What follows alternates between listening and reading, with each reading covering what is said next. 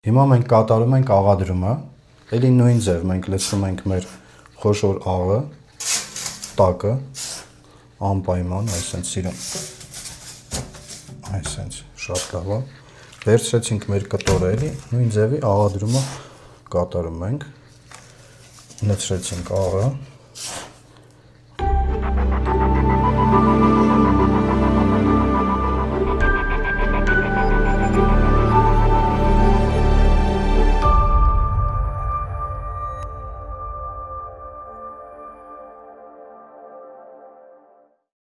Մեկի կտորները միշտ հիշեք, որ եթե մեր կտորները երկար են,